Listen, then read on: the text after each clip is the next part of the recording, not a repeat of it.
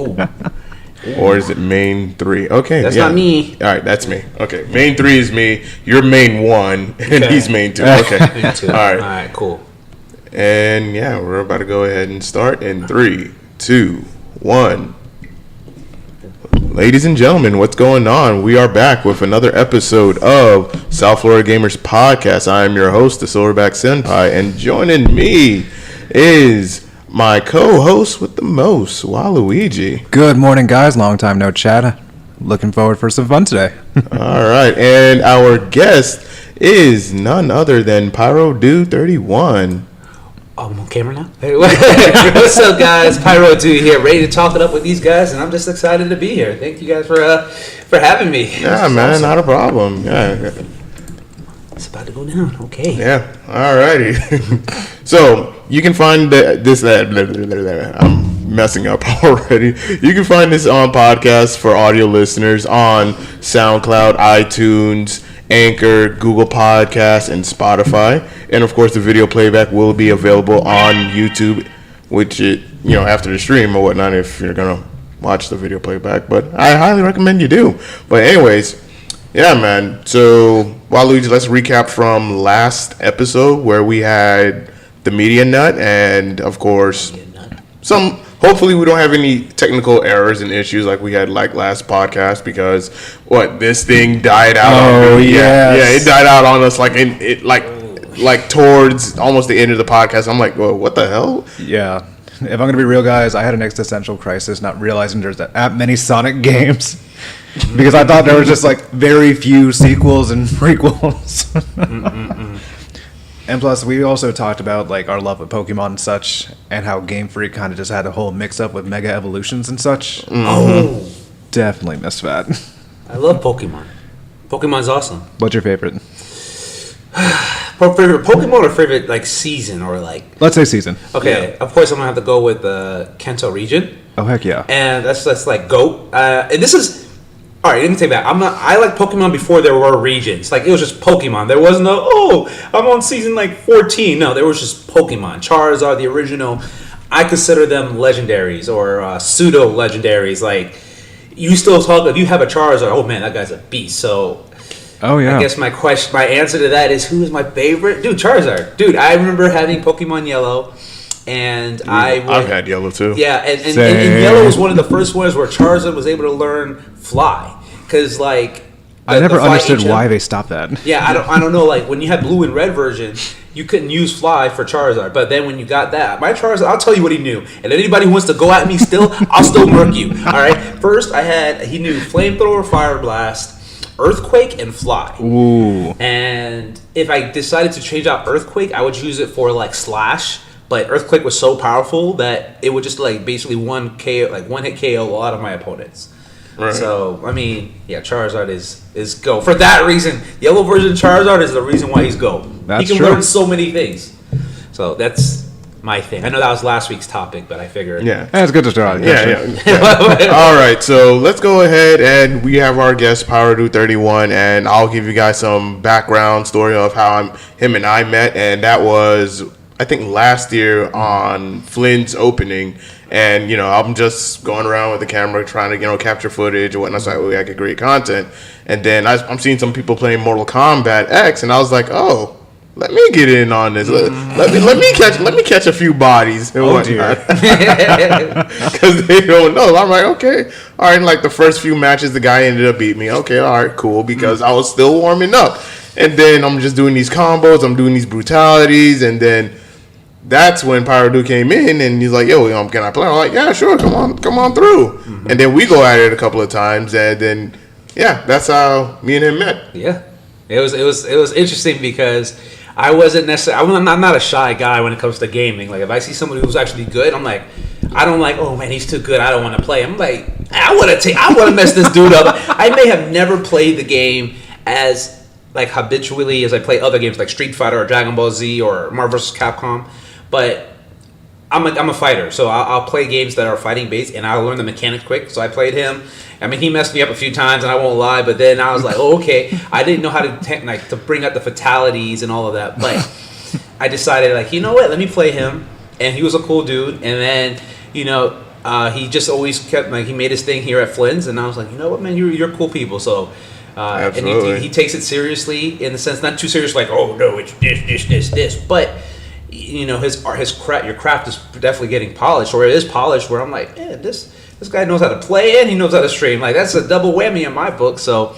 We've been cool ever since. On Instagram, we will communicate. I'll put up polls or stories or movies. Yeah, like the stuff that Power Dude puts up or whatnot. It's like completely gaming eccentric and comic eccentric as well. Like one of the favorite things that I like about his content was recently he put up some content from the new I think it was Justice League Dark Apocalypse. Yes. Oh yeah. Yeah, I don't want to spoil it, but I just saw some things in there that made me be like, bruh, did that just really just happen? Yes. I don't want to spoil it. I'm like, yo, I need to watch this. Yes, I need to watch it too because I was like, yo, this is getting serious. Yep. Holy crap, this is getting way too serious. Yeah, Apocalypse was no spoilers. If you haven't seen it, go check it out. I did a raffle for watching the movie when it first dropped on digital. That week of, like it dropped on Tuesday, I watched it that Tuesday morning, and I gave anyone who entered that raffle. So if you're not locked into PyroDo yet, check out my hashtag or check the Instagram PyroDo_31. Also, I'm going to be doing some more raffles coming up for some gear. Of course, I'm wearing my Deku shirt. Boom, you know. So that kind of stuff I'm into, but clips like that, like the My Hero movies that came out. Oh man, I love them. I'm in love with that movie. Like Oh, after the first one, I was like, oh, okay, it's pretty good, decent, and whatnot. I'll give them that. Yeah. But man, Oh, like my they, wow, Yes. they polished that. Oh, The animation was so smooth and everything. And then of course the plot, and then what I really liked about that movie was everyone played their role. Yes. And you get to see a lot of their talent shine. Even though they didn't have very strong quirks like Deku or Bakugo or whatnot, you get to see everyone play their part, play their strengths to the best of their abilities, and that fascinated me. I was agree. Like, yeah. There was like no actual pro heroes. It's just all students. yes. Yeah. Yep. And you can see where they were all gonna like. It kind of was a what I loved about it that when I watched it, unlike the first one with All Might, this was canon. The story actually ties into the series because if you were watching the episodes at the time of the episode release, Oh yeah. there was a scene, hashtag spoiler, that when Deku had his arm burnt, and in the show, in the series, he was just like, when he was going to the nurse was like, what happened to your arm? He was like, oh, don't worry about it. That movie was released at the same time because in the movie, when I said, spoiler, I'm sorry, I'm letting you know right now. Rest. When he transferred his power to Kachan, Yeah. and when he used his All Might, when he used One for All or All for One plus his actual ability, he burnt Deku, and his arm was like singed. So even though Deku recovered from the damage, the scar never left him. So when the series came back, you saw that his arm was still burnt. Oh, yeah, I So I was didn't know like, that. yo, that's the first, like, other than Dragon Ball Super with Broly, where it was canon, and they actually now made Broly part of the series. Yeah. Deku's the same thing now. Like that movie is canon. So I'm glad to know that now. yeah, because definitely. I'm looking at this before. I'm like, yo, that's tight. Unlike what before when All Might and Deku were both running at full power. I'm like, this had nothing to do with the story. Double Detroit Smash was cool. It but was cool, yeah, but it had nothing to do with the story. I'm like, this, like, we didn't. But seeing Bakugo and Deku do it, Yeah. that's just Yeah. like, I screamed. I was like flabbergasted, and I'm like, oh man, but Kacha knows about All for One now, and he had the power. His memory was wiped. Yeah. So it was like he doesn't remember, but Deku remembers it. He doesn't, and he mentions it maybe briefly in the series. But the arm was definitely like, oh, yo, that movie was canon. So I love that they did that. They tied them in together. You don't have to see it, but I definitely recommend it because then you could see some of the relationships of even like the abilities he was learning in the show up to that movie. He started to use them. So it was like, oh wow, you're seeing how they tied it in, and it was great. I love that movie. It was Yeah, awesome. it also shows some like brief parts of the villains and heroes, such as Endeavor, where Yeah. he knows he's the number one hero. Like it's connected Yeah. from Yeah. at least that good point. And then even from the movie, what I also noticed with Endeavor was in the movie, Endeavor had the scar. Yep. Yeah. Okay. Yeah. He had the scar on his eye, and I was like, aha. Yeah. That was pretty cool. Definitely, man. But like the content that Power Dude puts up on his social media, like even if you're not into anime. Like he'll post it, he'll have conversations with you guys about it and whatnot, and like he's pretty much like me, but I don't know. I can't wrap my finger around it or find a. I see what you're saying. I'm thinking about it too. But we pretty much have like the same similar Like a style in a way. Yeah, I'll say like when I look at your page and I see the content, it's of course there's anime. There's a lot of gaming on there. Yeah. It makes sense, South Florida Gamer Podcast, so it has to be that essentially. And I'm a huge gamer. Right. I'm a huge gamer. I've been gaming since I was a baby. I mean, I remember when the Super Nintendo dropped, and I was living in New York. I was about 5 years old, and I remember playing with my cousins, and I was like, "Oh, Super Mario! Mario's cool." It was just Mario, basically, until I got my first system in '96, the Nintendo 64. the best console. Yeah. Yes, the best one. Yeah, so I just remember playing that, and I remember getting it. And my dad had bought me 2 games. He bought us Mario Kart 64 That was my first. and Super Mario 64. I didn't get that one till like a year later. A year later. But Super Mario was so... When I think about it now, it's like, dude, this was a 3D game. Mario had a lot of... Before there was free roaming or anything like that, this was as close as you can get. But Yeah. you can run like some great distances. And I'm like, oh man, Mario's going to talk. Mario didn't talk, but Peach did. Yes. Yes. Dude, a game that had, and I didn't have to buy a PS1 because the PS1 at the time was out.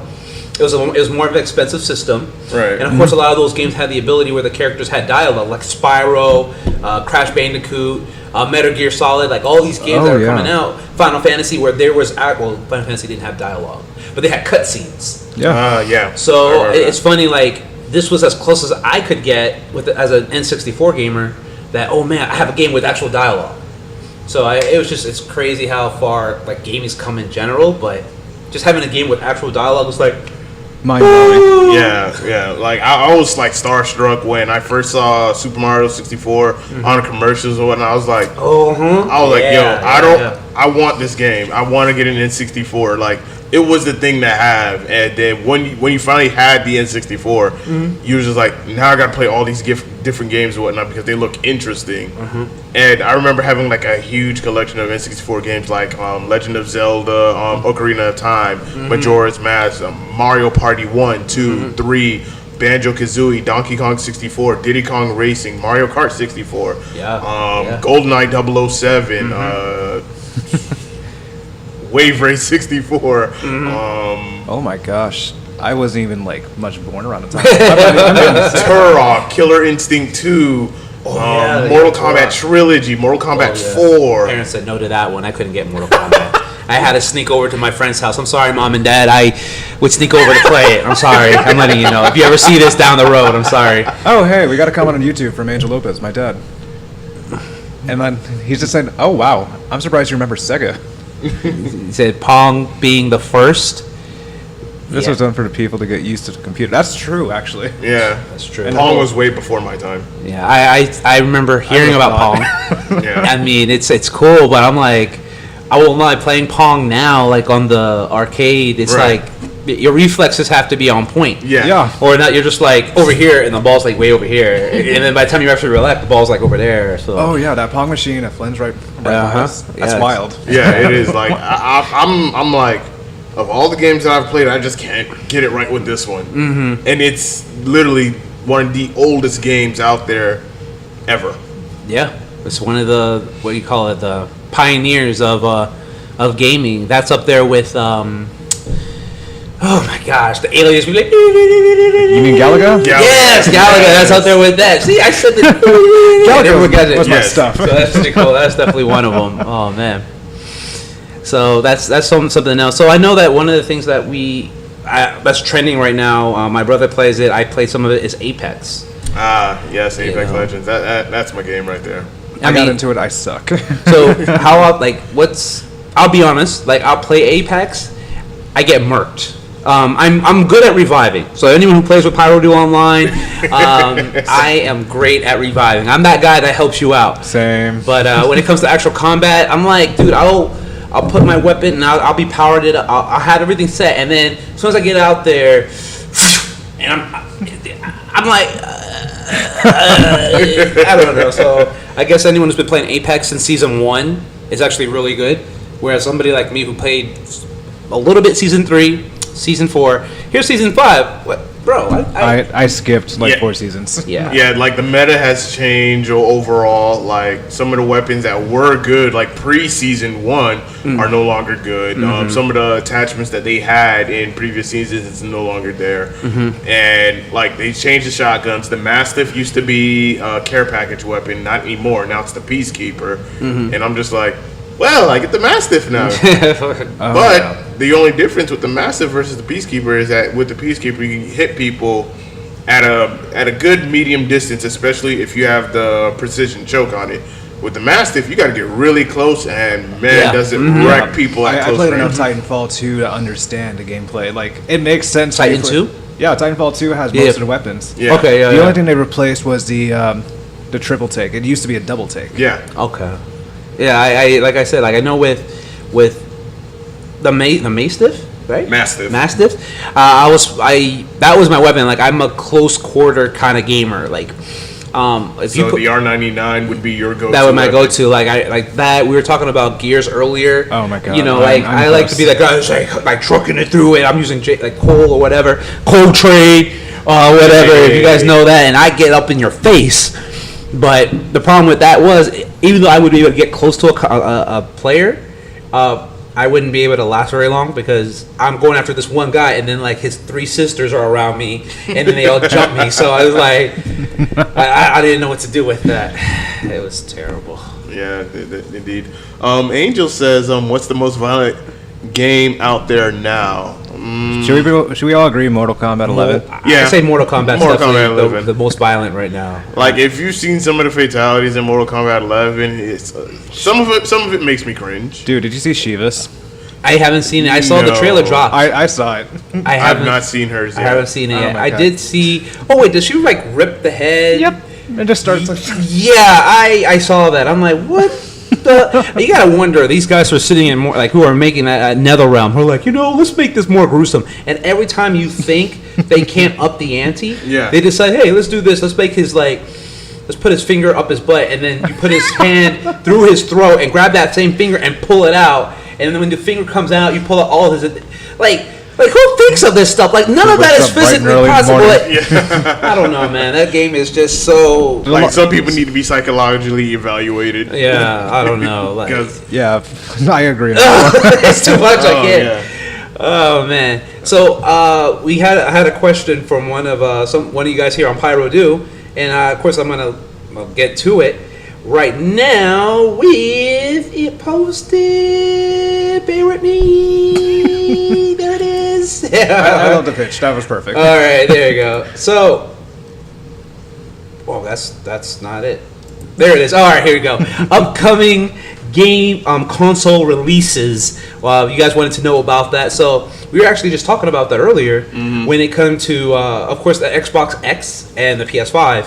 And as we know, computer gaming, PC gaming is still pretty big. Yeah. But with the console releases and which one's the more likely to be the one to get, I can tell you, based on what I've been reading and what I've been following, that the PS5 is going to have a lot more exclusives. And some of them are talking about another God of War again, which I was like, how did you top God of War for the PS4? That I don't know if you guys played it. I have. Yeah, right? Yeah. So, I didn't play the latest one. oh my gosh, that game was so good. Yes, it was. It was so good. It was so good, and like from start to finish, and I was just like, wow, because you're so used to God of War from 1 to 3, and then of course you have the the handheld ones like Yeah. Chains of Olympus and Ghost of Sparta, and then of course there was God of War Ascension, where you're so used to Kratos with his dual chain blades, and now he has this axe, but he still gets his chain blades eventually. But now it's a completely different play style, and the story was just fantastic, and it's Norse mythology, which I'm really interested in getting into. Yeah. Because after Greek mythology with Zeus, Hades, Ares, like. It's like you're getting somewhat of a small little history lesson. You're learning all about these characters and this mythology. Now we're going into Norse mythology, and I don't know if anyone remembered the part in God of War where they were at a place, Kratos and Atreus, they were at a place, and then there were like other places, and other places have their own gods. Like in Japan, they have other gods as well, like Amaterasu, Tsukuyomi. Yeah, that's right. Yeah. Mm-hmm.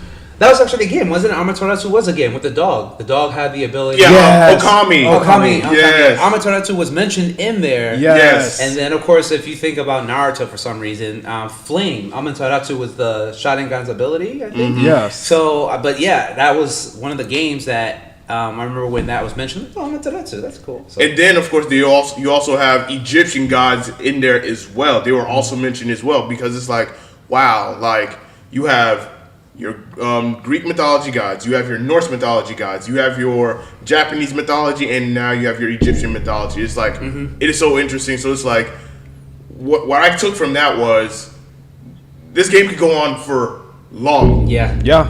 Like generations, because you can explore into different stories, all of these different stories, all of these different mythologies. So it's like, there's going to be more God of War. Yeah. I think that's one of the things when it comes to gaming, like when you play a game that's so good, and you're just like, man, I wish they continue it. And they open the universe. Since we're on the topic of the PS5 and that being one of them, they were also talking about the next Spider-Man. We know the original Spider-Man was released 2 years ago on the PS4. And then 2 years prior to that, they had the trailer for it. And we're like, yo, this looks crazy. You have all this ability. Oh, yeah, that was my game of the year. With Insomniac Games, right? Insomniac. Yes, that was my game of the year. So yeah, those graphics I are hope smooth. you played it. Religiously. Platinumed it. Beaten it. Yes. Played it, beat it. I don't have a PS4. Yeah, PS4. Oh, that's right, PC game. I know. That's still good though. It's so cool. I'll say this much that when they #spoiler, I gotta say that. So stop right here, or just like fast forward past this part. In the future, when they brought out Miles, and they introduced, I'm like, yo, this has to be another game. Yes, I have seen that part. Yes, I'm like, make this another game. I streamed this actually on my YouTube channel. On my Instagram a while back. But when I played that clip over and over again, and then he jumps onto the ceiling. He's like, I have something to tell you. And then Peter Parker's like, well, this is before Spider-Man actually told him he was. He's like, I have something to tell you. And he's like, no! And like, when I saw that part, I freaked out too.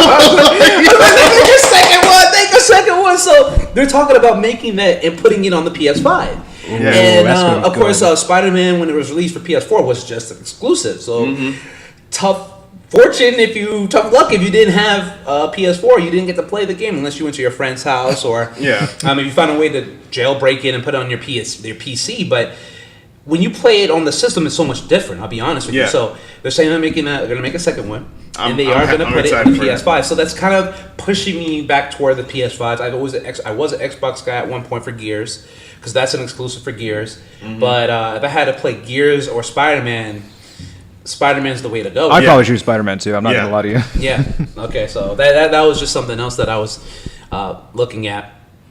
Yeah, because I was like, when the PS5 comes, I know this game is going to perform phenomenal. Yep. And like even all the villains were portrayed like very well to the comics, like paid homage to the comics, and the relationship between Peter Parker and Dr. Ock or Otto Octavius, whatnot. I was like, yes, it was so good. It was really good. I've seen brief clips, and I still need to get the experience. And it really set up like the emotional, like struggle that Peter had. Like, I looked up to you. Yeah. And now you're doing this or whatnot. And so it's like, I have to stop you and I have to get the cure. And then I actually end up crying, not crying, but shedding a tear when Peter had to make a decision between either saving his aunt and letting a lot of people die, or saving a lot of people and letting his aunt die. And it was like, I know what's the right thing to do, but it's like, bro, that is a real tough call to make. Yeah. That was hard. Yeah, man. I got teary-eyed. Oh, bro. I'm not going to tell you the ending, but, bro, I was just like... And then his love interest, because this takes place when he's older. Yeah. So, like him and Mary Jane were in a relationship. they are in a relationship. I'm not saying they are or they're not, but their dynamic was like, I'm like, bruh, I'm sorry, I'm gonna say this. They're like, you can't trust these. You can't trust them. it was kind of weird because I'm watching this and I'm like, bro, like I'm like, bro, like she can't play you like that. All right, you can't like you're a good guy, Spidey. You're a good guy. You know, sometimes I'm not saying that like. I'm not telling my girl that I'm that. I'm just saying that sometimes you feel like good guys finish last. I'm just saying.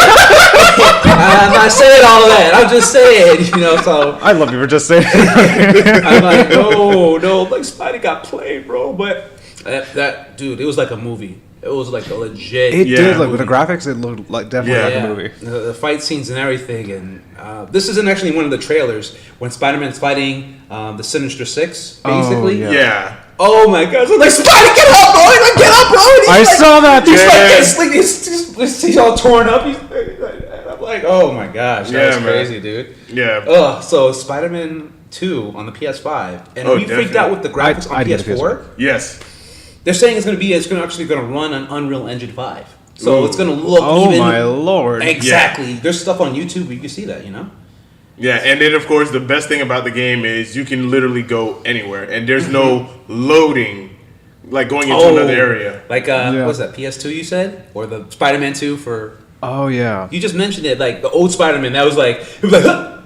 Yep. Loading... And then he'll continue again. Spider-Man 1 through 3 was basically like that. Yeah, on the PlayStation 2. Whereas this, you have a lot of free room. You have you got a room to play around. So that was pretty cool. Yeah, I did hear about all the interactions and also even the voiceovers as well. Yep. It was definitely interesting on that case.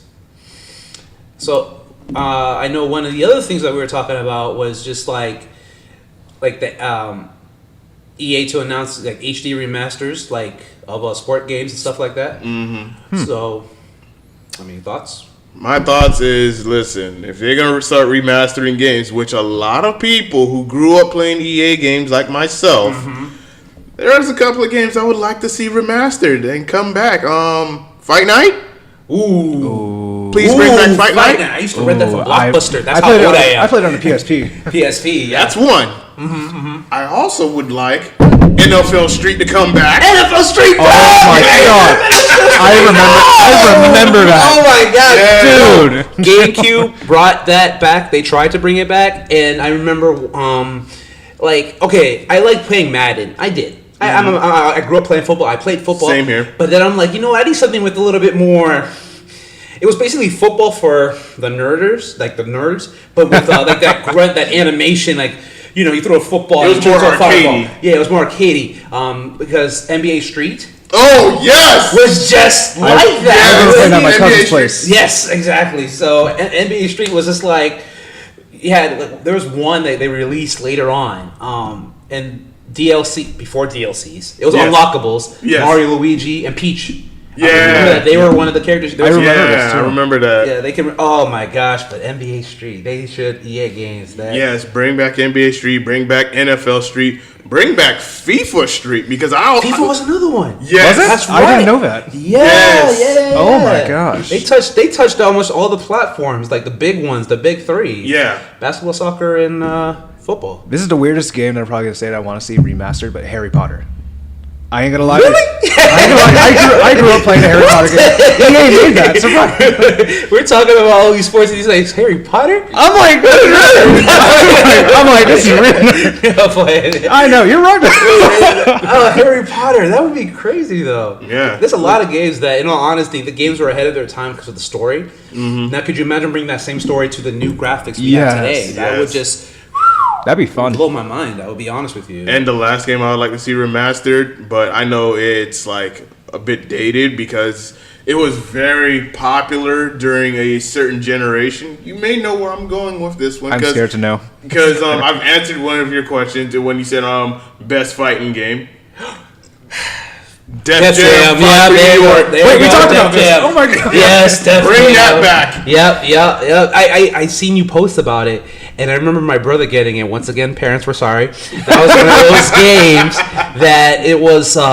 it was basically Def Jam like artists, recording artists, and just anyone who was part of Def Jam from like even from the 80s, and they were characters you could fight as. Yeah. And when I talk about like the mechanics, this was basically not Mortal Kombat, but like the the mechanics, like the playstyle, it reminded me a lot of WWF No Mercy at yes 64. Yes, yep. It is like if you played Yep. that religiously, Yep. you're gonna transition so well into Def Jam. Mm-hmm. And I was like, oh my god, me and my brother, we spent hours, days. Me and my homies spent hours and days skipping school playing that game. We had the multi-tap for the PlayStation 2 where you can attach different more controllers into it. Yo, God. My goodness. Before wireless. Yes. You I had, never played an M game until I was like 13, but watching a trailer of that gave me nightmares. I'm just like, holy crap! Yeah. Why? I feel like gamers now don't know what they're missing, especially nowadays. Like with the way younger gamers are, I feel like this will kind of quench the. You want to play a more mature game. Yeah. Def Jam was the way to do it without going. It wasn't necessarily big on blood. It was the fact that it was a rap-based game. You had the combos were crazy, but there was no fatalities. Like people weren't being decapitated. It was just. But you had some crazy special moves. You did. Yes. Dude, I remember one of them where he grabs the guy and he like spins, slams him, and then they would say something at the end. They'll be like, "Yo, that was the end of that, son." And then they just walk off and the camera go black. Like they would always say some kind of catchphrase after their finisher. And I was like, this game was so. Ahead of its time. I just remember like seeing someone like getting stomped in the nuts. I'm just like, holy yeah. I'm like, this is some real stuff right here. Watch the trailer. Like just watch the intro of it. You see like all these guys from Def Jam from one side come over. Yeah, it was like East Coast versus West Coast, and then you get the South side. Yeah, you have Busta Rhymes and his crew come on one side, and it was basically like Justice League versus Mortal Kombat or Marvel versus Capcom. Yes. You see all these guys and they're just like standing there and Fat Farm and Academics and Fubu and you're like, yo. Yeah, I say these names. It gives you an idea. I'm a little older. But it was like you watch this stuff and you're like, yo, this was hot. This game I got to show my dad. Even now, if I watch it now, I can still play it now. If they brought it back, I would get it, play it online, and I'd just start murking people. Definitely. I'd get smoked. I'm not going to lie to you guys. It's just so good. The mechanics were great. Yes. Beautiful game. Really was. But if EA decides to bring that back... Oh, and another game I would like to see come back, and I want them to do justice to the fan base that they wronged after the third install... Dead Space. Bring back Dead Space. Really? Yes, because after Dead Space 3, they went a completely different route. They made it more action-paced rather than the survival horror that it was. Yeah. And a lot of people were so pissed off about it. And then, visceral games are no longer exist. But bring back Dead Space and give the fans Dead Space 4 an actual, true successor to the franchise. Yep. It's like when we talked about Resident Evil. And return back to, what it was known for. Just like Doom. Yeah. Yep. Look at Doom and look how it's been and look how successful it is. If that can happen to an old franchise game, I'm pretty sure if they brought back Dead Space and people would go back and, replay the game 1 and 2, they'll skip 3, but that'll show at least some interest. Be like, yo, we want 4. Yeah. Give us Dead Space 4. The new update for Doom, this caused a lot of controversy, but definitely still a good game. Yeah, is it? Yeah. Why would it have caused... here's my thing. Talking about Dead Space, for example. Yeah. I played the first one. Mm-hmm. I kept jumping every 2 seconds. Oh, yeah. Same here. I'll put that up there with Bioshock. Bioshock, when it came out, because they came out, let's see, Dead Space came out, 2009? 2012 or something like that? I'd have to look that up. But I know Bioshock came out in 2010. And I remember playing Bioshock, and I was like, oh, okay, this is easy. When you turn around, I walked into one room, for example, and the screen, the lights were flickering, and then something's going to happen. Yeah. It came out in 2008. 2008? October 13, 2008. Okay, so Dead Space, and then a year later, there was Bioshock. And with Bioshock, it's the same kind of features, the scary... The suspense. The suspense. Yeah. I remember going into a room, and I was playing with my little brother, and I walk into a room, and there was a jar you had to pick up. I pick up the jar, then there was a white mist. I'm like, oh God, something's going to be there. And then the mist faded, it went away. I'm like, okay, I got the jar, the mist came with... I turn around, and then there was one of these monsters right here, with his mask just staring at me, and I just freaked out, and I stopped the game. I threw my controller down, I screamed. but that kind of thrill. Yes. The thrill of just like not knowing what's going to happen. Yeah. And then because by Bioshock 3, just like maybe Dead Space, they turned it into an adventure, more of like Bioshock Infinite, I think that was more adventurous. Yeah, and you became OP. You became so powerful that you're like, oh, monsters. You got a level 3 thunder within like maybe the first first hour of the gameplay. What? Mm-hmm. Yeah, so by the time you were so powerful, the monsters that would have scared you, and you're like, oh, I could just do this, and you could kill them. Even the big daddies were supposedly so overpowered. Mm-hmm. You could take down 2 big daddies by yourself and not lose a lot of health. What? Because you got so powerful. So I was like, oh, this game was good. I didn't have the same thrill factor, though, so I understand what you're saying. Yeah. We got a comment from Angel saying Silent Hill. He was just mentioning about it. That game has a lot of suspense in the PS1. At the Silent time. Hill, yeah. Yeah. That was one that did they ever remake that? They were supposed to remake it. Yeah. But there was the fallout with Kojima, Konami. Yeah, so there was that fallout. That would have been another game. I don't think I think I read in an article where I think PlayStation is trying to buy the rights of Silent Hill and Metal Gear from Konami. Because they have Kojima with them already. Right, that's true. That'd be perfect. Metal Gear Solid and stuff like that's Kojima. Yeah, because if that happens, if PlayStation ends up buying out the rights to Silent Hill and Metal Gear, we could get another Metal Gear, and we could get the actual Silent Hill that everybody wanted. Because if you played the Silent Hill demo, which I chickened out of. I didn't finish it. I chickened out. I need a PS4, man. PS5. But like there was like a lot of hype in it because you had Norman Reedus was going to be one of the main characters in the game, but it didn't happen because of the fallout. But if if PlayStation ends up buying the rights, we could get another Metal Gear, which would tie up some loose ends into the story because Metal Gear story is just like all over the place. But at least a good Silent Hill, hey, anything's possible. Yeah, that's definitely true. I would not a big fan of those games as much. Like I said, Bioshock and even when you mentioned earlier, those games itself can get to you. But Silent Hill, I remember when they were talking about it, I was like, yo, that was another game. Silent Hill's the one with the triangle head. Yeah, pyramid head. Yeah, triangle head. Yeah, you know what I meant. So, that was just one of those things. I was like, that's a lot. Yeah, definitely. All right, next topic is Call of Duty 2020 will be Black Ops Cold War. Ooh. And it's by Treyarch, and I'm just like, y'all gonna keep calling it Black Ops? We have Black Ops 1, 2, 3, 4. I'm just gonna pray, just hope that it actually becomes good, like a Black Ops 1 good. Mm-hmm. Or the plot's like before then. Yeah. I played Call of Duty. I've after Modern Warfare 2, I just could not keep up with them, and Black Ops was so different. It was. I just remember because every Call of Duty game comes out every year. So and like it's just different companies, different universes. Yeah. I remember. I don't know if you remember or if you guys remember, but there was a time when Call of Duty 2 came out, and there was a controversy in the game of like there was a shooting scene where if you know what I'm talking about? Like it's notorious for being known as the airport scene. Because in the beginning of the game, it asks you, do you want to have this or cut it out? Yeah.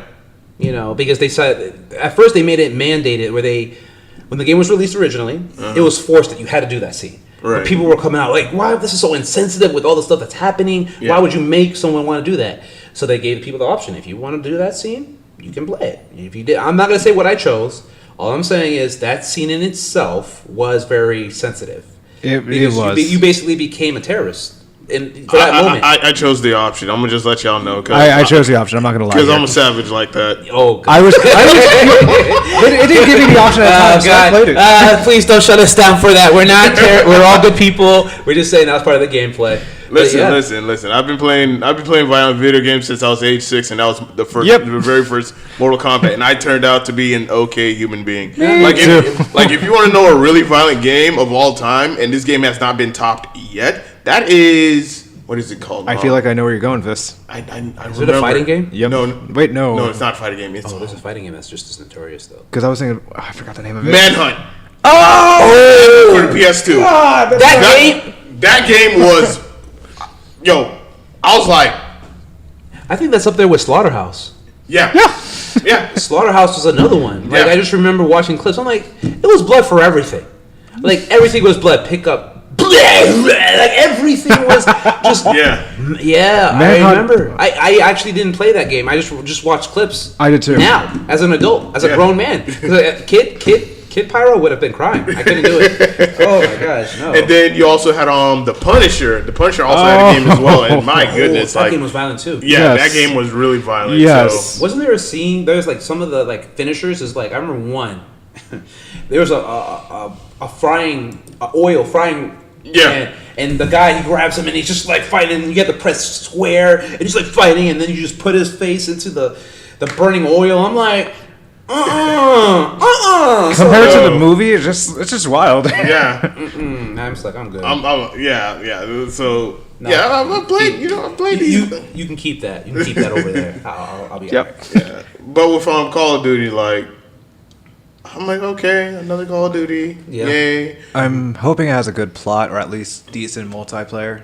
Yeah, I'm hoping it's at least a little bit better than Black Ops 4, even though there was no story. Mm-hmm. Like, I played Black Ops 4 because, okay, when they had their first Battle Royale, when it came out, and I got to try it. Oh, Blackout, right? Yeah. I tried it. I was like, okay, it's good. And after that, a couple of updates, I'm like, yep, I'm leaving this game. And lo and behold, Apex Legends dropped. Yeah. Deuces! Yep. Never went back. Oh, man. It was fun. Don't get me wrong. It was fun. The multiplayer was hit or miss at times. Mm-hmm. I got tired of the whole specialization stuff. I was just like, okay, I can get rid of this stuff. I want to go back to just regular boots on the ground, like how Call of Duty Modern Warfare is. Agreed. Just go back to that. None of the specialization stuff. Though I did like Black Ops 3. Black Ops 3 was my favorite one. Mm-hmm. And then after that is Black Ops 2 and then Black Ops 1. But Black Ops 4 was definitely my least favorite out of the entire bunch. But I only like Black Ops 1 just because of the whole story intro and then the whole you can get out of restraints and just use the computer. I didn't know that. Wait, I seriously? didn't know that either. There's a whole mini game. You can type in some things, so it'll give you a little bit of lore. And I completely discovered that recently. But I wish you could have had like a code to unlock the old zombie games instead of just going through DLC. Okay. There was a time, children, when you didn't have to pay for extra stuff. Yes. Like, you just had to beat the game or do certain things or do a cheat code, and you got access to either, like, in certain fighting games, big head mode or big fist mode or different color palettes of your characters or whatnot. Now that time was probably 2010. Yeah. and I remember playing, like, for example, I'm just going to mention this, Path to Neo. It was a Matrix game. Oh, I remember that. I remember putting in codes where you had unlimited health and unlimited bullets and unlimited agents. So I would literally have like thousands of agents for me. I can't die. And I could just keep shooting. So I'm just like shooting, and they're just like, and all the agents are like dodging it. And I did that for like 20 minutes. Like, I'll be playing that like, man, this is awesome. Like, or I just drop my weapon and I go hand to hand with them fighting all these agents. They would die, but I couldn't. So like games like that, it's funny because when you think about it now, people get bored like with MMOs or whatever, where you have to fight the same thing over and over and over again. Because you have to level up. Whereas in a game like, let's say, Path to Neo, you actually had a code that gave you the ability to fight the same thing over and over and over again. And it'd be fun. Or whatever. Or you could just make it interesting. Like, you could still die, but give yourself unlimited ammo. So you're running around, like, running from, like, 10 agents. And the AI was smart. Mm-hmm. The AI was smart. Like, they would follow you through almost the whole map. Like, they wouldn't just be like, oh, and then where do you go? Nah, they would follow you through, like 5 flights of stairs, off the building, and you turn around and you think they're good, and you see like 5 of them still following you. Back in the day, dude, I'm telling you, back in the day, gaming was just different. Definitely. And people just take that for granted and be like, "Oh, well, you guys played this game with these type of graphics." I'm like, yes. Like, yes, this is what we had. This was it. So it was definitely interesting. I'll say that much. Yeah, definitely. All right, so next topic, Anthem reboot being handled by 30 people at BioWare. I'm terrified of this. Anthem. I mean, looking at it, it had promise, but Yeah. when you played it, it was just like, It was sorry. yeah, it was. I bad. foreshadowed something like this happening. I'm like, I'm just gonna wait till after the game comes out. Yeah. Now, if it gets the treatment like No Man's Sky did, where they did a complete overhaul and now they made the game a lot better, then there could be hope for Anthem. But at this point, press X to doubt. Yeah, I agree. Anthem was. X. I remember watching the trailers at E3. Yeah, It's like, this same game here. is Yeah. going to be amazing. Yeah. You're flying and all that, and then the game comes out, and you're just like, this is nothing like an experience. It's like your Yeah. Iron Man, but Yep, just like Iron Man. Yeah, Yep, you had high hopes for it. definitely. And it's just, I mean, if it gets rebooted, we'll just have to wait and see. But Yeah. the game had a lot of problems. It was not ready to be released, and this is just another stain in BioWare's name, because BioWare is not the same BioWare that a lot of people grew up and loved, especially with the Mass Effect series. Like after, Yeah. oh yeah, it's not the same. It's not the same people. Like after Andromeda, Mass Effect Andromeda, which was a failure, then there was Anthem, which was going to be the saving grace of BioWare, and that didn't turn out to be the case. So Yeah. it's unfortunate. I want to say with let's say Mass Effect, I remember playing the first Mass Effect, and I like the fact that once again it's just interesting that these were games where you had a lot more control of the character. Yeah. So you had control of the design, you had control of the story. You chose different routes, and your weapons. When I think about it, the game wasn't necessarily super flashy. It wasn't, but it was. I remember choosing option A or B. If you wanted to sleep with an alien, which was weird, you could. like Dragon Age. Yeah, like Dragon Age. Yeah. So it's crazy because after the first one, I was like, oh, this is great. Let me play the second one. And the second one started to change. And by the time they came out with the next one, I was like, I don't even want to play this anymore. Like, it's sad that gaming has changed. That's actually on our next topic. What's like the pet peeves and everything like that. Gaming gripes. That's one of my problems with system games now, that it's sad that a lot of games are starting to become like, oh, yeah, the first one's great, and then decide, hey, let's just change this. I believe in, if it's not broke, don't fix it. Yeah. So definitely. why would you try to change something that worked so well in the first one? I understand you want to enhance it, but then you put a whole different mechanic, and now just like we're talking about Mass Effect or Bioshock or all these games that were great when they began, and by the time they get to the third installment, the game's not even that great. You don't want to play it. Or Anthem. You give us this, and then you change. Oh, I definitely agree with that. So I don't like how they're doing that so much now. Give us what we want as gamers, but don't change it so much where you're like, oh, you know what? He likes purple and blue, but let's throw in a little orange in there, and that orange like overrides the purple and blue. Yeah, definitely. That's one of my things I had to say. What's your gaming gripes? Let's see. So far, how every DLC becomes more of an expansion, which becomes half of your hard drive. Yeah. Yeah. Yeah.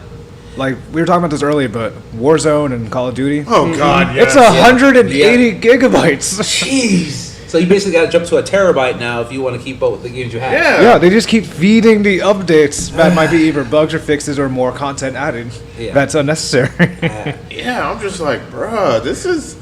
And then you have to delete some of your games. Yup. Just so that way you can have space for some of these updates or whatnot, or otherwise it's just not going to update. I'm just like, bruh, what the hell? Yeah. And now that got me thinking, okay, you know what? When the PlayStation 5 comes out, I'm just going to go ahead and just invest in the 2 terabyte hard drive so that way I can avoid this type of nonsense. I need to get into that. Yeah. It's crazy because, with that, like Dragon Ball Z Kakarot, the DLC was for you're able to fight in God mode now. You're able to fight Beerus, Right. And there's supposedly going to be 2 more arcs they're going to add to Kakarot. Okay. Since we're talking about DLCs, one of my issues with it is you have to pay $15 on top of, or sometimes that's be $5, but you're spending all this extra money for a game that it doesn't add much to it. For example, the Beerus portion, the Beerus in Kakarot, the Beerus portion in Dragon Ball Z Kakarot, you get to go Super Saiyan God. That's great. But that story, it's just them training. There is no like, they go to Earth like in the movie. So I just spent $5 for training mode. That's exactly what it is. You spent $5 for training mode. True. And I don't like the ridiculous. fact that you have to pay for all this extra stuff, and You're like, yeah, this is great for 5 minutes. Yeah. You know, but hey, it works. Suckers like me still buy it. Dude, you just reminded me of a game called Ashida's Wrath. If Okay. you ever played it. There's a DLC, I think it costs now like $5 because the game's like almost a decade old, where you have the true ending of the actual game. Is that the guy with the 4 arms? Yep. Right here. That game annoyed me because it was more cinematic. Yeah, I enjoyed the interactions. It was sort of like pre-God of War, but not God of War. Yeah. But that game was one of those games where most of the game was just cutscenes. But you feel paid money like- for an actual ending. It kind of just threw me off. Yeah, I wasn't a fan of that one either. I can literally sit here and talk for hours about so many of these things I see I don't like. That's one of them. you buy a game and then you're spending like 30 minutes watching cutscenes. Dragon Ball Z Burst Limit was just like that. Every move was a cinematic burst. You do a regular Kai Blast, poof, and then they pan to the earth with a giant explosion. The Cybermen blew up. Now remember the anime, and the Cybermen blew up. It was an explosion, but it wasn't Like a earth puff. shattering. Like a puff. Yeah. But in the game, the Cybermen blew up. The Earth had a big old. I'm like, I guess they recycled animations, and that kind of just did not dude, sit right. the Cybermen. Out of all Yeah. things, Out aside of all things, I know. like really, like after that, I didn't even beat the game. I'm a huge Dragon Ball Z fan. Right. I just gave it back. I'm like, this is stupid. I can't even enjoy the game because every scene was a giant like production, and I think they thought, oh man, more explosions is good. It's not. You know who does that in movies? Michael Bay. Michael Bay. Yeah. Michael Bay does that. And it's like- Transformers, baby. yeah. So I just did not like that. Okay, my gaming gripes, and this was a recent one, and that is when you're playing Apex Legends, right? When you're playing Apex Legends and you're with some randoms or whatnot, and one of them says that, oh, you're garbage, you're trash, whatnot. Okay, let me give you guys my scenario of what happened. I'm playing with some randoms like I normally do, right? Okay, this guy, this tryhard, this this individual, I'm gonna call him that, an individual. Doesn't want to stick with the team. Ends up going off, doing his own thing. Okay, your funeral.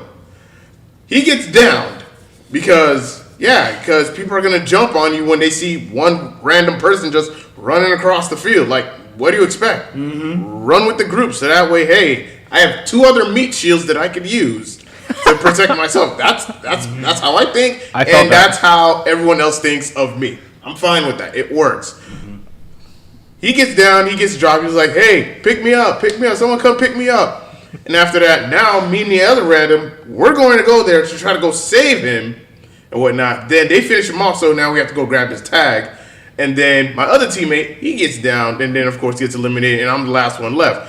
Mind you, he's like, bro, go revive me.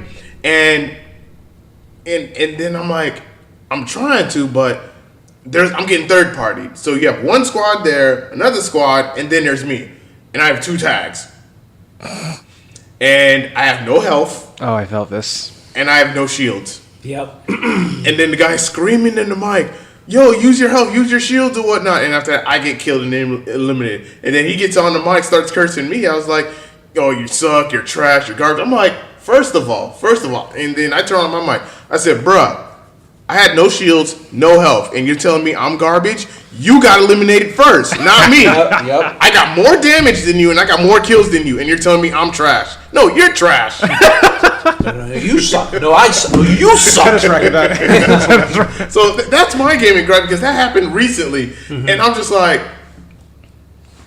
you realize we all look at the stats at the end of the game, and Yeah. Yep. I'm looking good right now because I'm pretty much carrying Yasari behind. Yep. And you have the audacity to say that I'm trash. But yet you got whacked off first. Go figure.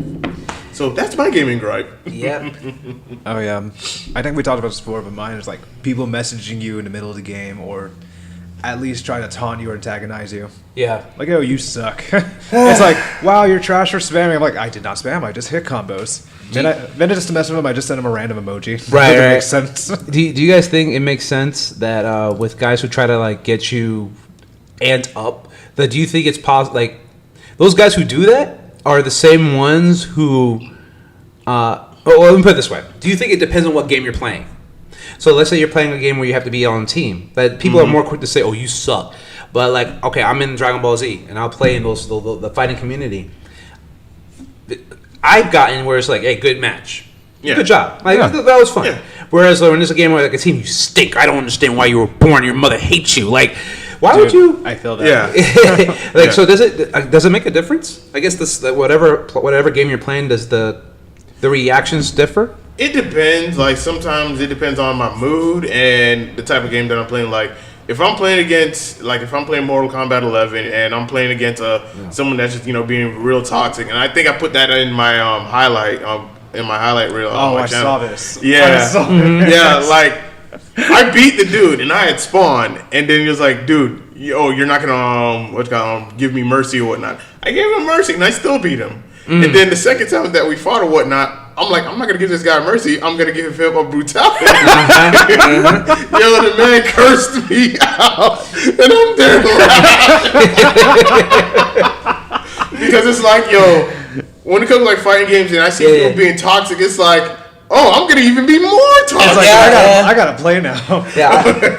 I'm gonna play with this guy. All right. You gotta. I mean, it's funny. It's so different, man. Like when you play these games and like how you say you gotta be more toxic. Like the gaming community has grown so much, where we got a lot more noobs on there and a lot of people who just don't know how to play. Where I've watched like salty players, and people are just going mad and slamming the controller, and they'll shake your hand and then they'll flip the table and then they walk out. Yeah. I'm like, whoa, like what are you? I don't know, man. Like I won't lie. I've yelled at the screen.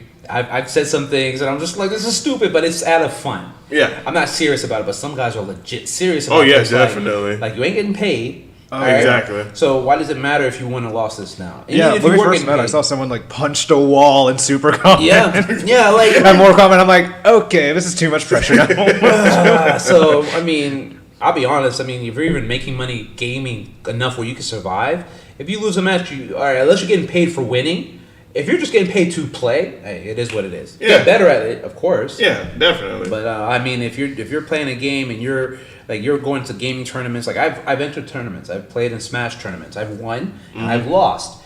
When I lost, it's like, dang, I lost. But when I won, it's like, hey, I made a couple $100. But yeah, I mean, it wasn't nothing where I would have gone and throw a guy across the room for it. Like I would be like, hey, come here. Yeah! Boost Rhoda.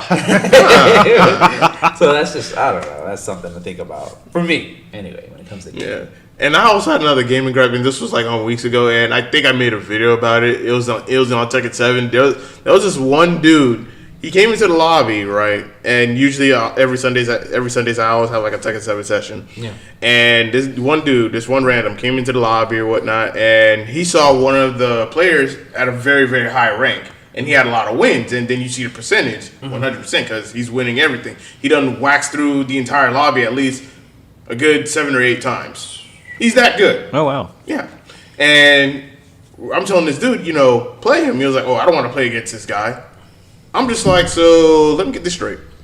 You came into this lobby because you wanted to play against me. Because he said that my skill level and his skill level are, the same. Mm-hmm. I'm like, dude, I have not played against you, so I don't know what you're talking about. But if you want to play against me, you got to beat the King of the Hill. Yeah, that's the only way. Yeah, and that's the only way you're gonna get good at the game if you play against better people. Yeah. So he ends up being toxic. He ends up leaving, and I was like, you know what? I'm closing this session, and because it was late at night, I was like, I gotta go. And then I made a rant because I'm like, yo, you come into this lobby, you come into my lobby at that, and you don't want to play against the top ranked player because he's that good. But so you're now wasting someone's spot. Like that could have been a spot someone else could have been in to play. Because usually when I play Tekken 7, there's like a lot of people that want to play. But Tekken only allows 6 people in the lobby versus Mortal Kombat, 8 people. So I'm just like, yo, you're wasting space, you're wasting our time. So I'm like, nah. Yeah. So I made the rant, and I completely called him out on it. And if I ever see him again, I already had like some of my guys were like, "Yo, let me find this guy, and I'll make him squirm." We'll smoke. Like I will create another account, a noob account, and go up against him and completely trash him. Dude, make one for me with my name. And let me play him. So I can start getting wins. and just make them rage quit, because it's such a satisfying feeling to play against a toxic player and then they end up rage quitting. It's like, you're proving me right. Yeah. You can't handle it. Yep. You coming in here talking all this smack, talking like you're a big shot or whatnot. Mm-hmm. I'm like, yo, we're all just here having fun, just enjoying the game and having a good time. Yeah.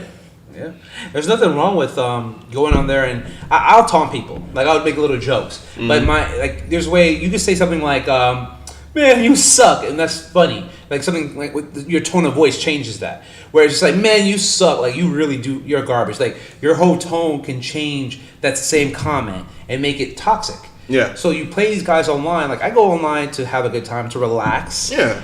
And I don't take it seriously, but when you play like with kids, I don't play with children. Like I'll be honest, if I hear a child's voice on a game I'm playing, I don't. Agreed. No, but I don't. If I don't know, like I try to play Fortnite, dude. That is straight for kids. I'm not gonna lie. There are some guys who are on there who are great, but they'll be like, "Yeah, my name is Mike." I'm like, "Mike, how are you?" He's like, "I'm 12." Bye. Just because I don't know. What do you guys feel about that? Just real quick, like playing with children. Like, if they are on the lobby, if you know there's kids in the lobby you're playing with, Getting out. yeah, like I mean, my mic is always muted, so that way they won't know. But if I hear their voice and we're on the opposite team, I'm destroying them. Yeah. Yep. Okay. I'm like, I'm like, hey, you gonna learn today. You're gonna learn today. Yup. I give you that. I will give you that. Yeah, if it's in my team, I have to mute them or kick them out of my party. Yeah. Mute Not or to kick 'em offend, out, I just don't want to deal with screaming. I don't want to hear the kids or anything like that. Yeah, So. I'm same here. That or Pirate intense loves music in the children, background. I'm just saying, I gotta be able to focus on the game. Unless I'm talking like other guys, like if I'm playing with you guys and we got a plan. Yeah, definitely. With kids, it's like, all right, I'm going over here, I'm going left, I'm going right. Okay, go left, go right, left. And it's like, you gotta narrate every little thing. All right, I'm done. Yeah. There you go. So speaking about toxic, I made my friends and I were all toxic to each other on purpose for the funniest game. And are you ready for this? Uno. Oh, man. Uno has broken up families and marriages. We talked so much crap in the middle of the game, like nice screw up.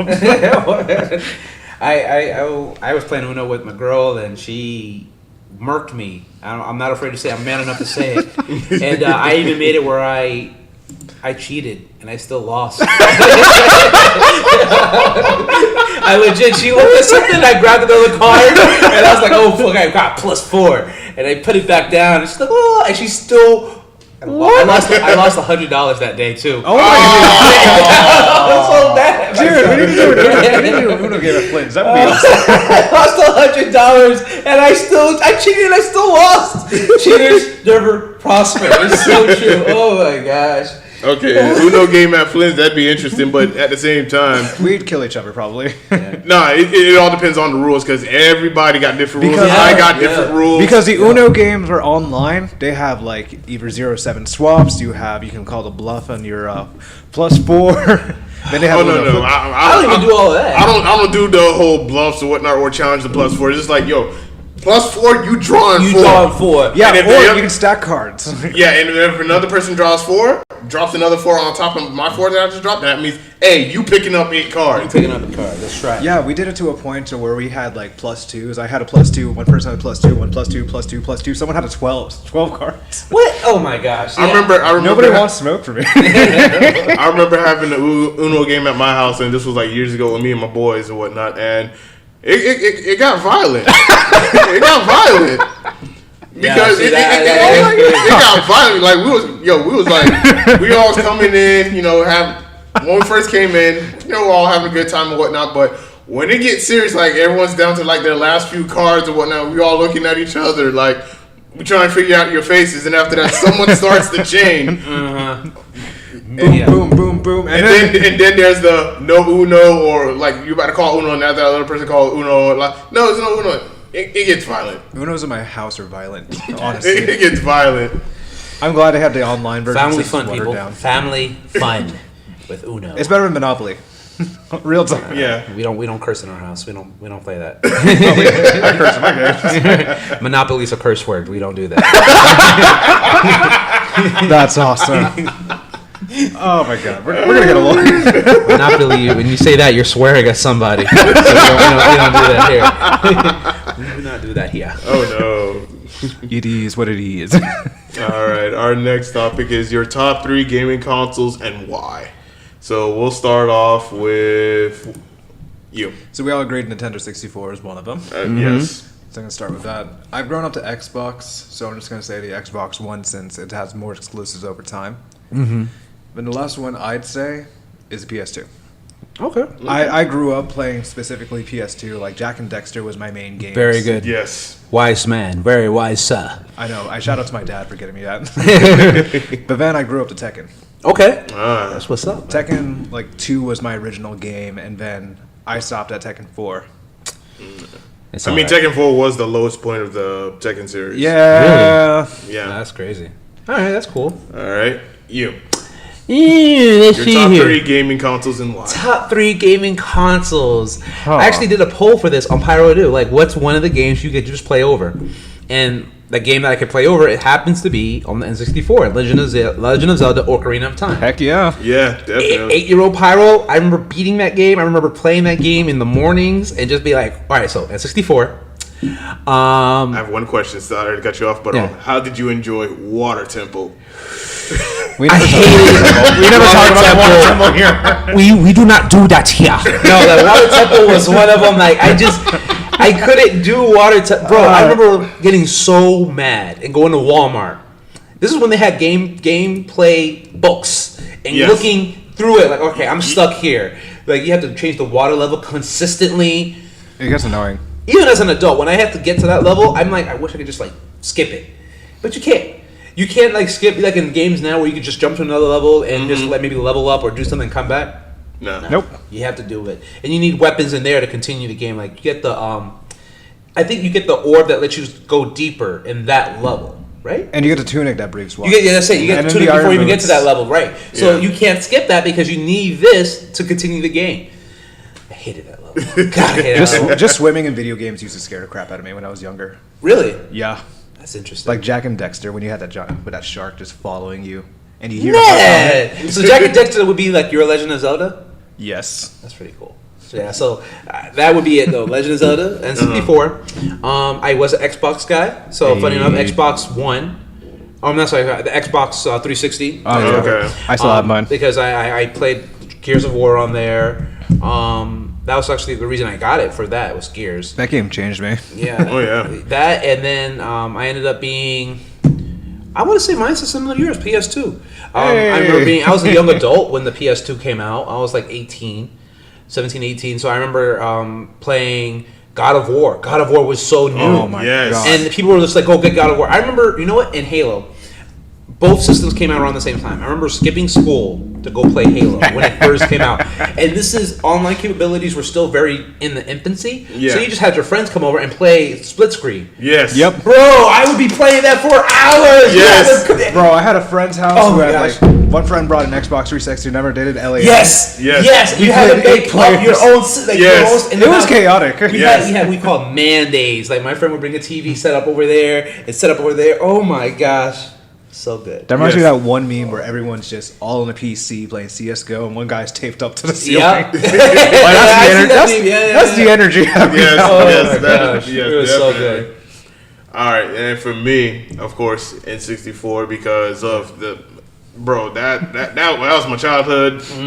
That was my very first gaming console that I've owned, and like the library of games that I've played on the N64. Like I would still like even now because I still have a working Nintendo 64. I have 4 controllers. Same. And I'm slowly trying to get all the games back. I have Star Fox 64. I have Pokemon you Stadium lucky 2. I'm trying to get all of them back so that way I can have that collection again. So that way I can play it for years and years and years. Yes, I understand there are emulators and ROMs and whatnot, but Yeah, it's not the same. it doesn't hit you the does not same. hit It can't beat a nostalgia feeling. Yeah, Yeah. it just doesn't hit the same. I'm sorry. Like I wanted to say with Pokemon Stadium, you want to say you're a Pokemon master? Get that game. Me and my brothers would do. And you do it now. You pick your 6 Pokemon, whatever, and then you leave the room, and the other person picks. So you both pick at random. You can't like. You Oh, don't know. that's so cool. Yeah. So then you don't see what they pick. Like, oh, he's gonna pick a thunder type. I'm gonna pick a rock type. Oh, he's picking a water type. You can't counter what they get. Now, of course, with the first gen, there was only 7 elements: fire, water, earth, Fire, water, grass, wind, leaf. earth, normal, psychic. That's it. Was dragon a thing? No. Dragon was not Or a thing. ice. Ice would be. You would put ice with water. Yeah. Because like Lapras was ice and water, but it's not like now where you have fairy and steel and you have like 3 or 4 or 5 other elements. Yeah. So it was very kind of one dimension, like very direct. Yeah. But that's how I would play Pokemon Stadium. Like you pick, you leave the room, I pick, and then you come back in, and then we battle it out. And you knew you were good if you could beat somebody like that. There was no way of nerfing or of like powering up. Like you just got what you got. If you really, you pick the rental Pokemon. Yep. You pick 6 rental each. You make it work. I use Sunny Day because I played up this Pokemon Stadium 2. I use Sunny Day, put out my Charmeleon or my Charizard, and use Flamethrower because I'd be overpowered for that second. Sure. I'm just saying. Pokemon Stadium was goats. They should bring that back. I gave my friend my copy of Pokemon Stadium. Mm-hmm. And that's another thing before I'm continuing on with my other consoles and whatnot. They really do need to bring back Pokemon Stadium. Like, I'll play it for the Switch to get it. Yes. Yeah. They need to bring that back because it's been so long. Because we have Pokemon Stadium 1 and 2 and then Coliseum for the GameCube. And then they just stopped and I'm just like, why?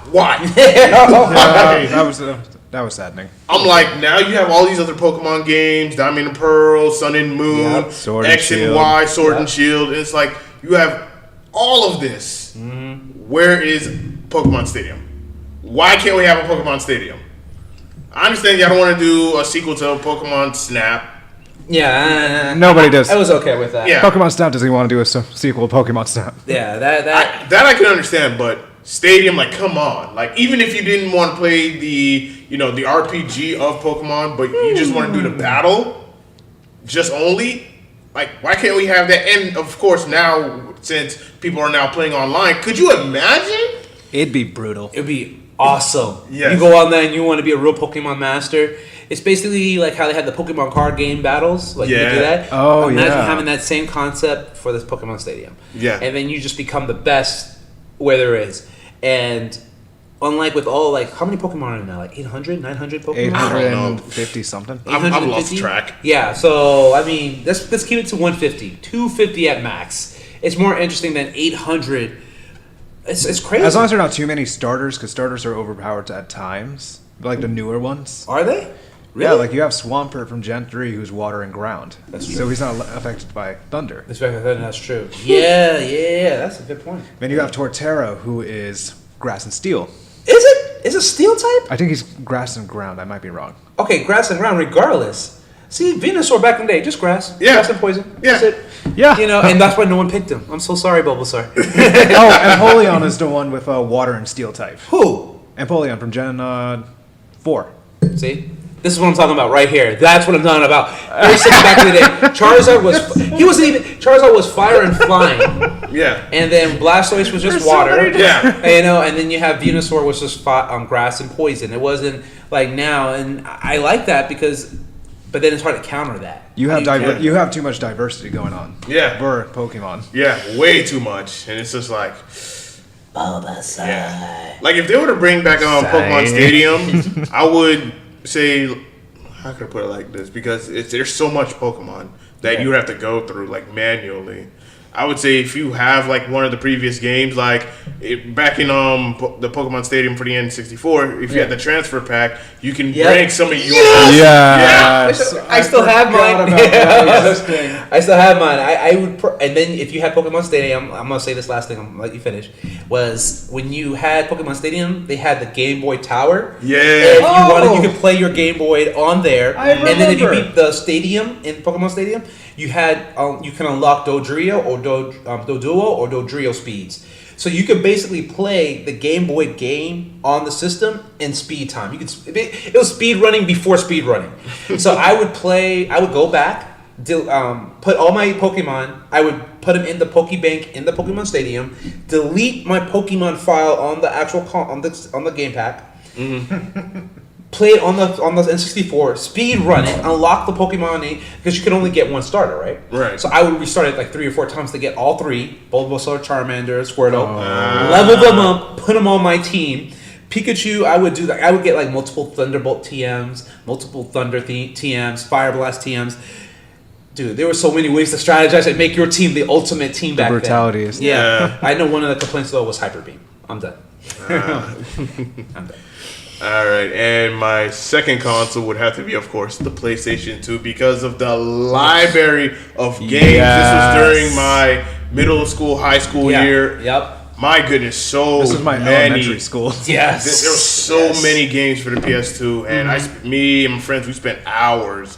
Like, hey, you got this game? Yeah, I got this game. Yeah, like one of my favorite games is Marvel vs. Capcom 2. Like, oh yeah. do you remember how rare that game was when GameStop first came out, and you could not find that game? It was a couple $100 too. $100 Yeah, I remember that. And the trading value for it was stupid crazy. Yeah. That's because it was so rare to find and so rare to get. Like, as soon as they have it in stock, gone within hours. They had like maybe one store had it, and then if you didn't find it here, you had to be willing to drive. Like I had a car then. I did have a car, but then you have to be willing to drive like 20, 30 miles to find it. Yeah. And then you have to hope they still had it because the system may say they had it, but they may have sold it. Yeah. It was a gamble. It wasn't like it is now. It's so easy now. You want a game, download it. Hey, is it in stock? Is it in stock? Yeah. Is it in stock? Yeah. But now you can get almost any game at home. You don't have to even leave your house. It's crazy. Yeah, like it's wild. Me and my friends, we had Marvel vs. Capcom 2. We had the Dragon Ball Budokai series. Yes. The Tenkaichi was Ultimate Tenkaichi was amazing. Yes. I still have my Capcom versus SNK for the GameCube. Ooh. I still have it. I bought it for $15 from. This is how old it was. I got it from EB Games. Oh God, I remember that. Real. Before GameStop, it was EB Games. So I Yeah. remember buying it from there. $14 from the Coral Square Mall. I was like 14, and I was like, "This is awesome!" And it plays just like it did back then. When I talk about a fighting game with speed, you know what? I may stream that on Pyro Do. I'm just saying. I may stream it. It's that good. Oh my gosh, that game is so good. So good. Oh my man, gosh. Like the PS2 was, oh my god, it was king back then. And even though you had the GameCube and you also had the Xbox, which when it first came out, still, it was like anyone that you knew, they had a PlayStation 2. Yeah. You go over their house, PS2. And they had 2 controllers. Some of them had multi-taps. Yeah. Like, yo, you want to get a game in? All right, let's get a couple of games in. And we'll just be playing from sun up to sundown. No lie there. No lie There is no lie. I remember this too. Yep. All right, my last console. Oh my goodness, which was, let's see, last one. Drum roll. Do. I'm gonna say the PS4. Okay. I'm gonna say the PS4 because a lot of the games that I play, a lot of the games I put in hours in, it's been on the PS4. Like, I put in so much hours in Dark Souls 3. I put in so much hours in Destiny 1 and 2. Put in so much hours in friggin' Battlefield 4. And yeah, and I have the most games. Like, if I have to count all the games that I have for every console generation that I have that I can remember, PS4 all the way. So All right, man. That sounds like that's a nice little roster there. Yeah. I'll say that. Looking at some questions here. Some people at Pyro do have asked me, and yeah, we're gonna get to the Q&A, and then we'll have some closing. Yeah, if you feel like sharing names, that's fine with us. all right, cool. Well, I'm gonna use one of them here. Well, this is actually just not more of that question, just the appreciation for Pyro Do, and thank you for having me. Of course, I'm just gonna read off one of them. This one's from Caleb Hat 11. But this is something that we were talking about earlier. And gamers, comic, anime buffs, we're a very unique community. And this is what he says. He says, "Yo, man, I can't help but thank you for what you do. You make me feel that liking things like anime and heroes isn't bad, and you've had a great impact on me." That's amazing. Yeah, man. So it's great. And this is Caleb Hat 11 on Instagram. But guys like this who we continue to talk and inspire with gaming. This is different. When we grew up, when all of us it was at a time where you like that stuff, you were considered a nerd. Yep. It was like you're weird if you like that. Oh stuff. man, I was bullied the hell out of it in middle school. Same here. Yeah, but when I see stuff like this on Instagram, when people who follow Pyro do or Silverback or Waluigi, when anyone follows this and they see that, it's cool, it's okay. You can like this stuff and still be social. It doesn't mean that you're locked in the room in the dark. That's so much work. There's a community of us that exists out there, and it's growing stronger each and every day. Exactly. So that's just one of them. I have a couple others here. I'll just say I'll read one more because I don't want to bore you with all of it. Nah, but you're fine, man. Let me see here. This one's from Sergio. Let's switch it up. Okay. Rico. Here's one. He's actually a wrestler on WWE. King Ricochet. If you want to check out his Instagram. And the thing is, he says, this is what he said about Pyro Do. He says, "Thanks, man. I'm a huge fan of your page. Love all the anime support. And this is a huge WWE star. He has over 700,000 followers. Wow. 796 actually to be specific. So go check out his Instagram if you want. But guys like this who are in anime, so the community's big and there's different kind of people. That kid I just read was a football player, young football player. But then this guy was he's a WWE star. So we hit so many people, and then of course I do fitness. I'm not gonna bore you with that, but I bring anime, gaming, and fitness all together. I play a game about Superman or watch an anime or movie with Superman. I'm gonna want to look and be Superman. I want to be. Exactly. I mean, I'm not gonna be able to lift a car over my head, but I want to be able to do that. So that's just some of the stuff here on Pyro Do. You guys, like I said, I appreciate being here. A lot of the guys I talked to, just going through some DMs here, and I'm just seeing what people have said. When they say they appreciate it here, they show little hearts and stuff, but you can't see the heart. But they appreciate looking at all these posts, and I do my best to continue to interact with you guys, and having collabs like this. Yeah, definitely. We support each other, and I appreciate it because the community only can grow so big if we support each other. Exactly. Unlike those toxic players and stuff, we don't bring each other down. Yeah, and that's the reason why I started the South Florida Gamers Podcast, because I realized and understand after going to a couple of conventions and events where I get to meet gamers, cosplayers, and whatnot. And comic book lovers, there is a community down here, and I want to reach out to at least as much people as I can, and I want to do it through this podcast so that way we can have these discussions, have these talks, because we all share the same interests. We all have the same things that we like and enjoy, and we all want the community to be better, to be bigger than what it is currently right now, because there are people out there that are very reserved or very non-social, whatnot. So, and I want to do my best to be you don't have to be secluded. You don't have to shelter yourself. We will embrace you, and we're all good people. And there's gonna be some toxic people, but once you weed out that, then you'll see that it's just nothing but a huge overwhelming support. What I like to use is a scale method. There's positivity, which is the heaviest, and then there's negativity, which is the lightest. Yeah. When people try to bring you negativity, it's not going to outweigh the positivity. Yeah, it's not going to outweigh. Yeah. And that's the mindset that I go with, and I try to tell people, and even when I go to conventions, and I will have talks with people for 20, 30, even almost up into an hour, and we're just talking about things that we have same interest in. Yeah. Yeah, that's how we met, actually. Yeah. That's how we met.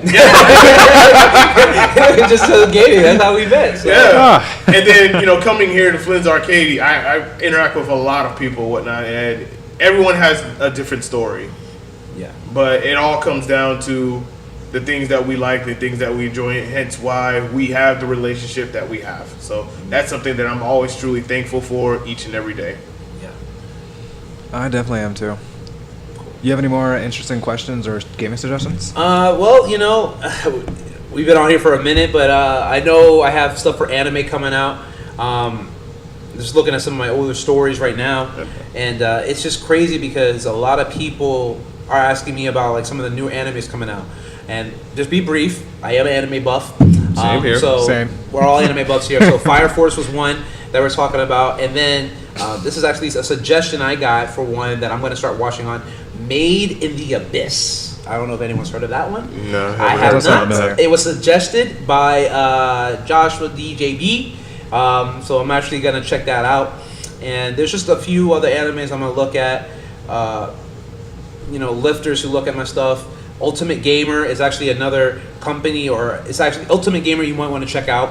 By the time this is up, it's basically the Ultimate Gamer, and instead of just a tournament for just one genre like fighting, you have to be able to be good on multi-systems and multi-platforms. So if you're a good shooter and that's all you know, you may not. I think do I as heard well. of this before. Exactly. This is the one in Miami. Yeah. Yep. Alpha Winwood. Yeah, I heard of it last year. Yeah, they did it last year, so they're doing it again. And Pyrodu is fortunate enough to be able to partner up with them. So I'm letting you guys know. And this is a gaming channel. Anyone who's a gamer, even if you're not that great, still come out, support it. We're not going to I'll ask you definitely for it. be there. Yeah, I definitely want to hit it I'm up. going to check it out. Of course, we're waiting to see what happens, unfortunately, with this COVID, but they are still promoting it. It's a $100,000 grand prize. Oof. And I can use that coins to do some damage. I know equipment and just supporting the events here. So I can just follow him right now. yeah, you can do it. So if it's a tag, you can follow me here on you could go through Silverback, but my Pyrodu is Pyrodu_31. The Ultimate Gamer. I will have a tag up in my story. Make sure you guys should check that out. Also going to be starting a Kickstarter for Pyrodu because of some upcoming projects, series that I started. One was Valzad, and Pyrodu is the Red Ranger. So there's a lot of projects that I'm working on right now with animation as well. So that's just some of the things when it comes to anime. Koji was one. I can literally rant off a bunch of stuff that I'm working on, but I just want to thank you guys for having me, of course. Definitely. Yeah, it's a pleasure, my dude. I just look forward to what we have in the future. Yeah, exactly. Hopefully I'll be able to come up here again and you guest star, already know. and, Heck yeah. or vice versa on Pyrodu TV. We do anime reviews, so we're waiting for some the return. Fire Force does come back in July. There's another new anime that I'm looking forward to, The God of High School. I know I've heard of it. Yeah, Never heard of it. I'm like so out of. I know. I'm out. My I'm like coworkers remind me to watch anime. Yeah, the one anime that I am watching right now. It's an old one, and it's Full Metal Alchemist Brotherhood. very good. Yep. Very good. Yeah, I'm currently going through that right now. So Watch that one. You don't have to watch the other Full Metal. Anyone who's watching this, don't watch the Yeah, original. gotcha. Watch Brotherhood. It's so much better. It's more canon. It's more Yes. canon. So much better. So. all right, you guys have any closing statements and closing remarks? I do have two questions, actually. All right. One is from the MIA Otaku. Question regarding remastered games like Batman Return to Arkham. I never got really much into the Arkham games. I played the first one. I definitely enjoyed it. I didn't play Arkham Asylum. Arkham City, I stopped, and Arkham Origins, I had it for free, but I lost it somewhere. And Arkham Knight didn't play it Yeah. because I have too many games. Yeah. I will say that that game is still relatively fresh in conjunct. If we remade, for example, I'll say Banjo-Kazooie. Banjo-Kazooie is like 22 years old now. Yep. Something Yeah. like that. But you played Banjo-Kazooie, that's a remake. All right, but Dark Knight, it's still a good game. Yeah. They did try to re-release it as a package, like you could pay all. Oh, the trilogy. The trilogy, but like a remaster, like the game, the graphics are still really good. Yeah. I mean, wouldn't unless worry they about put it it on yet. Unreal Engine, but you could do that with a lot of games. Put them all on Yeah. an engine, and that would change it up. All right. The next question's from Caesar Punsky. Ghost of Tsushima. Day one. Day one. I knew. Day one because, listen. I don't know. It's just me, but I have a huge infatuation with samurai games. I just do. Is that the new one that came out recently? Yeah. Yes. It looks super good. Yeah, Like, my love for samurai games started with Onimusha. I knew it. Yep. I knew it. Oh Yep. my gosh, I knew it. Wasn't there like 3 of those? 4. 4. Yes. Yes. Yep. PS2. Yes. Yes. I remember. That game was so cool. I couldn't get into it. I'm Out of all the sorry. Japanese games I got into, Tenchu was one of them. Got that. What was One that? and Ninja two. Samurai? Was there one where? Tenchu Z, I believe. No. Was it? No, it was another one. Ninja Assassin? No, that's a movie. There was a Ninja game. Gaiden. Gaiden. Oh, yeah. They remade that for the Xbox. Yes. It was Yes. interesting. I heard. Did you play that? Ninja Gaiden? I played Ninja Gaiden 2 and I quit. I Because played the it- original one for Xbox. Yeah, I was like, bro, this game is nuts. And it was difficult. Like It's I'm chaotic. and this is at the easiest difficulty. And I'm like, yo, I'm used to Devil May Cry hard. Sons of Sparta hard. Yeah. God of War hard. Dante must die. Dante. Yes. This game, easy. And I'm just like, Couldn't do it. couldn't do it. I'm done. Just different times, man. Different. But yeah, times. Ghost of Tsushima, like as I said, I have a huge infatuation with samurai games. It looks From smooth. Onimusha to what was the other one? You also have Sekiro, Shadow Dies Twice, that one as well. Neo 1 and 2, and now with this one, hey, keep on bringing them because I'm gonna keep on loving them. All right. Yeah, we got one more question, and it's talking about Bioshock. We went through that briefly. Yeah. Bioshock. They were talking about making another one after it.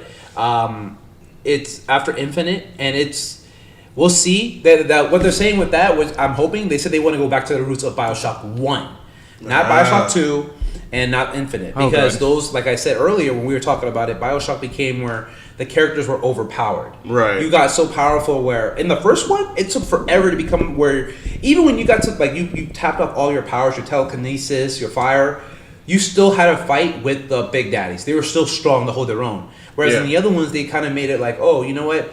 Once you hit, let's say you powered up your telekinesis to level 3 and your pyro to level 3. That was enough to take down a big daddy. That was it. You didn't need to do everything else. Whereas in the first one, you had to basically level up everything to even have a chance to fight a big daddy one-on-one long enough. Because they were able to run after you and they were a lot stronger. Whereas now, it's kind of like, I legit fought a big daddy and a big sister. The big sisters were a lot more agile than the big daddies. But yet, when I got powered up, I was able to take them both down. So it was like, I remember not being excited. I was like, I just took down a big daddy and a big sister by myself with no problem, and I barely died. The excitement comes from wanting to die. That's weird. I want to be able to It's feel a like thrill. I'm dying. I want to feel like I can actually die. So that was something. But they are talking about bringing another Bioshock.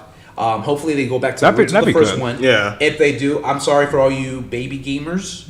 You may be like, oh, it's too hard. Look, you play a game like that, it makes you more of a hardcore gamer. You're able to take on more stuff off. And we've definitely talked about our moments of hard video games. Yeah. Get good. Get good. That's it. You actually got to think. You can't just button mash and then get good. You actually have to Hail Mary. strategize. Put a claymore here and here, here. You got to think. How do you take this thing out? So. Exactly. Any more questions or? Oh, that's just about it. All right. Do we have anything on YouTube?